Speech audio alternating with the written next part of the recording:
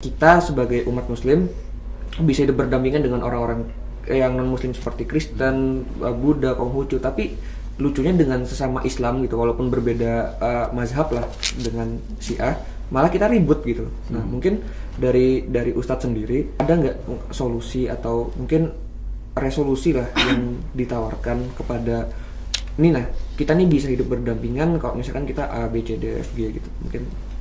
Iya, sebenarnya kalau saya mau jawab secara sederhana, tidak ada yang menghalangi kita untuk hidup berdampingan. Emang apa yang menghalangi kita hidup berdampingan? Orang kalau kita beda agama saja bisa hidup berdampingan, kenapa cuma beda madhab dengan sedikit perbedaan, kenapa kita tidak bisa hidup berdampingan?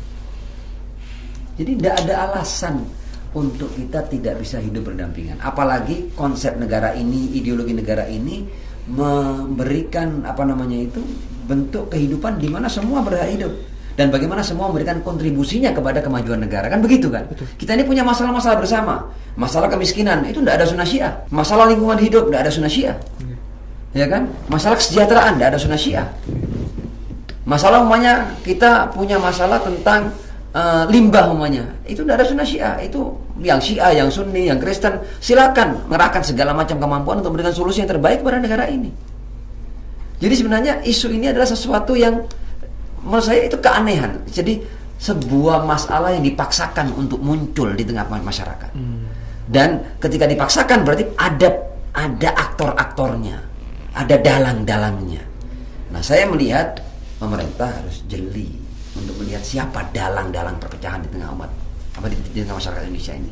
Dan dalang perpecahan itu yang dimainkan salah satunya sunnah Syiah, dan sebenarnya sunnah Syiah juga tidak terlalu besar. Kenapa? Karena orang Syiahnya sedikit.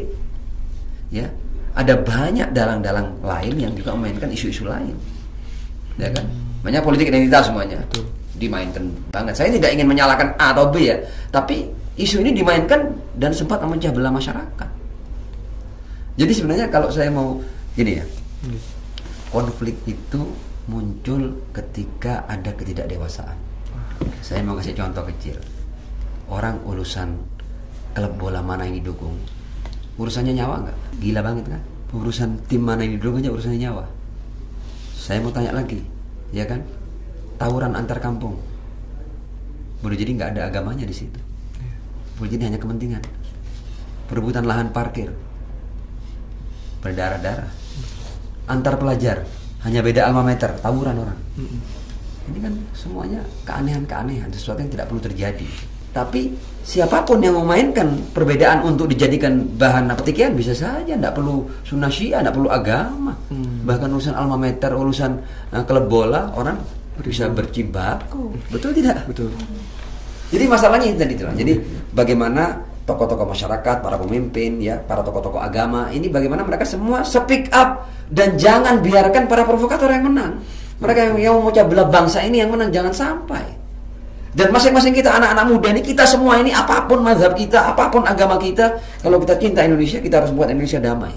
Tuh, saya kira itu. Ini sesuatu yang 2 tambah 2 4, tidak perlu terlalu rumit kita, tidak perlu kita buat seminar. Cuma mungkin isunya selalu dimainkan gitu. Dimainkan. Jadi akhirnya seolah-olah sebenarnya hal yang kecil yang sebenarnya masalah ini gampang diselesaikan, cuma akhirnya selalu naik masalahnya. Dari teman-teman